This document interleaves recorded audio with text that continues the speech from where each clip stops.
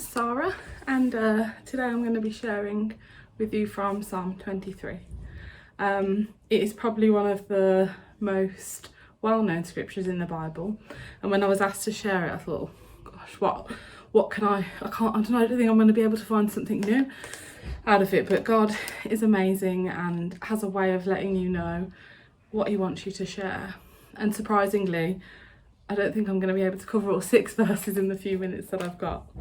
When I think about Psalm 23 and read it, it brings me comfort. This psalm really is one of assurance and confidence about who the Lord is to us.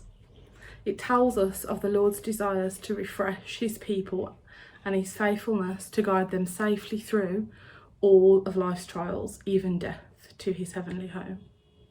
There are 3 things I want to touch on and that I feel that the Lord has spoken to me about, and hopefully these things will be left with you to ponder as you go about your day. So the first thing is, I just want to chat really about what takes up most of your time, or rather, what or who do we go to in the midst of trials and tribulations, or even when we've got something amazing that's going on that we want to share. In verse 1 it says, "The Lord is my shepherd, I shall not be in want," meaning that you will lack nothing. There'll be nothing you'll feel you don't have with the Lord as your shepherd. So really my question is, who is your shepherd? Secondly, I want to ask, what path are you on? Whose journey are you following? Are you following what you want to do, or trusting the Lord's direction? The rest of the psalm says, "He makes me lie down in green pastures. He leads me beside still waters. He restores my soul. He guides me in paths of righteousness for his name's sake. Even though I walk through the valley of the shadow of death, I will fear no evil. For you are with me, your rod and your staff, they comfort me. You prepare a table before me in the presence of my enemies. You anoint my head with oil, my cup overflows. Surely goodness and love will follow me all the days of my life, and I will dwell in the house of the Lord forever."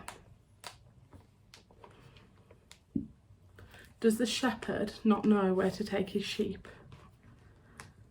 God can direct our path if we allow him to. He may take us through the valley of the shadow of death, and he may prepare a table before us in the presence of our enemies, but he's always going to be with us. He'll also make us lie down in green pastures, and he will lead us beside still waters. So when we choose God's path, when we choose him to be our shepherd, those are the things that we can expect, knowing always he will be with us. In verse 5 it says, "You prepare a table before me in the presence of my enemies."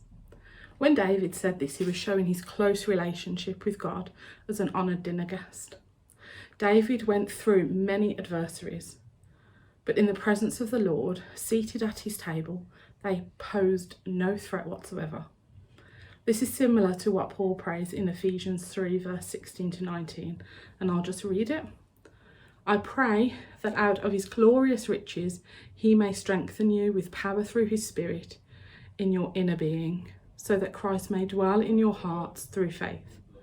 And I pray that you, being rooted and established in love, may have power together with all the saints to grasp how wide and long and high and deep is the love of Christ, and to know this love that surpasses knowledge, that you may be filled to the measure of all the fullness of God." There is a theme of God's constant provision and protection here. When we're an invited guest to someone's house, we don't just go into the fridge and help ourselves. We depend on the host to provide for us. Well, except when I go to my dad's house. "You prepare a table before me" highlights David's dependence on God. Isn't that amazing that he depended on God and we can depend on God? So hopefully in bringing it all together, I want to encourage you to live a fearless life in God. And for those who are unsure whether you can trust him, don't take my word for it. Please speak to him yourself. He'll show you. Thanks everybody. Bye.